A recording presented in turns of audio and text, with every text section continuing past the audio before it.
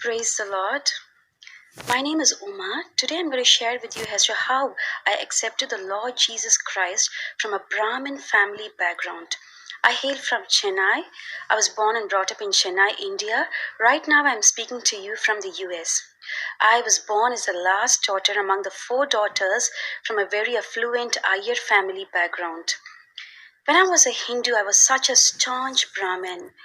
Every day I used to go to the temples and worship those idols. You can never see my forehead without the vermilion, saffron, and the ashes, that is the vibhuti and the kungumam, which you call in Tamil.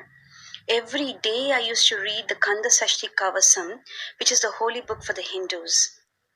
And the best part of it is we all studied in Christian schools. And usually in Christian schools, the Gideon's Association used to distribute these pocket Bibles to all the students.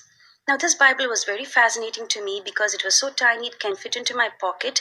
And every day I used to read the Psalms and the Proverbs just for the literary part of it, nothing else. I was also worshipping the idols at the same time. And I was surrounded with a lot of Christian friends who used to share the gospel to me. And I never used to listen to them. I just used to take it in this ear and leave it off in the other ear because I was such a stubborn Brahmin Hindu in my faith. So I'm just stressing on this fact because no man can convert another man. Because most of them used to say that people brainwash you and make you as a Christian and things like that, but nothing at all. No human being can convert another human being because salvation is the Lord's. Only if the Lord chooses you, you will be changed. So it so happened in the year 1998 when I was doing my 12th standard. The school arranged for a scripture union camp, and just for the fun part of it as an excursion trip, I planned to join them to Mahabalipuram. It was the third final day of the camp. A sister shared a small message in a prayer group from Isaiah chapter 44 that we cut wood from a tree, and one part of the wood we make an idol and we worship it. And the other part of the wood, we use it as firewood for cooking. So if you have brains, think and see. She pointed out specifically to me in front of the whole group, not knowing I was a Hindu. And she said, if you have brains, think and see. So I felt very bad, and that night was sleepless. So out of a curiosity and out of a critical mind, I just opened up the Bible to know what it was. Was it real? Was it true? So after I went through, I got to know for the first time in my life that idol worshipping was a sin, and the true living God hates idol worshipping. It's a sin. And the next thing I got to know is you can call this God as my father, Abba Father, my dad, Appa. I was calling the names of 1,000 gods when I was a Hindu, but I never had a personal relationship like this, calling those gods as my father. I knew that this God wants to have a personal relationship with you. He loves to have a covenant with you.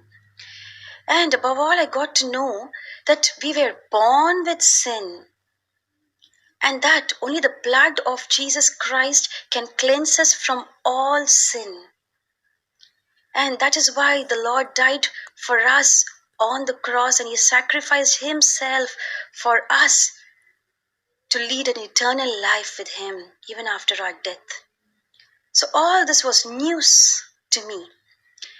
And above all, an amazing thing happened, which was a greater eye-opener to me, that I can worship this God from any place, in any time, however I am, whether I'm clean or not physically.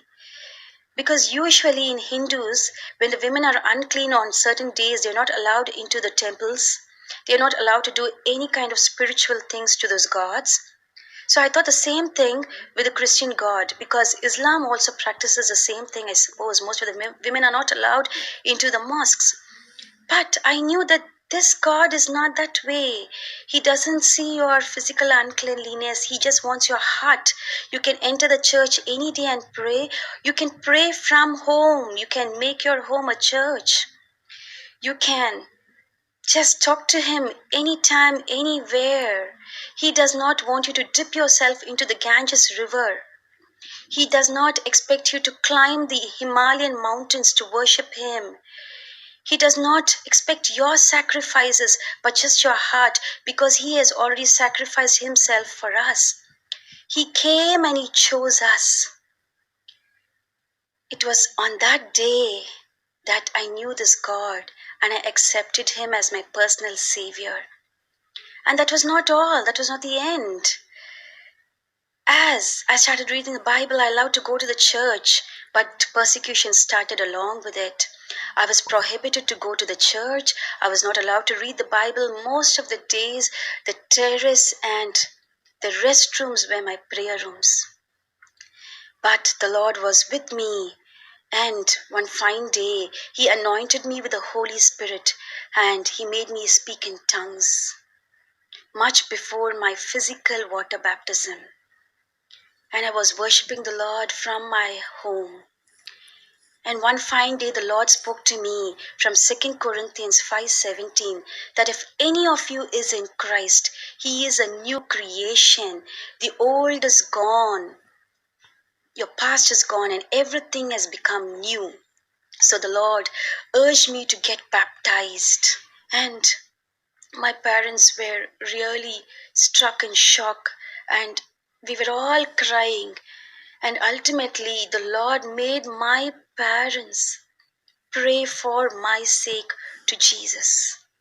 And the Lord changed their hearts. I used to ask, why, Lord, my parents should suffer for me? I was also crying to the Lord, and the Lord said, I have a purpose, my child.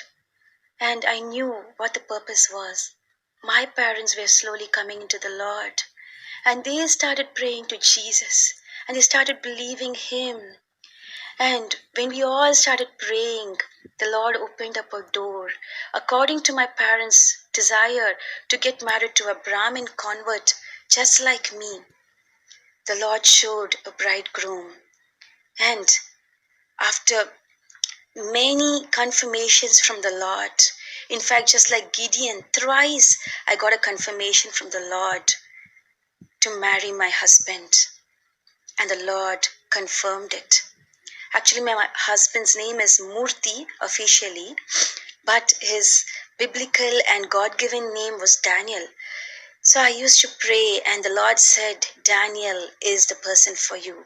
And when the Lord showed him to us, and after the confirmation, my whole family was filled in peace and joy, and my whole family prayed and thanked God for it.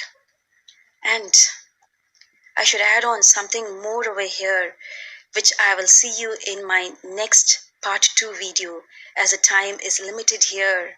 Stay blessed and catch you in part 2. God bless you.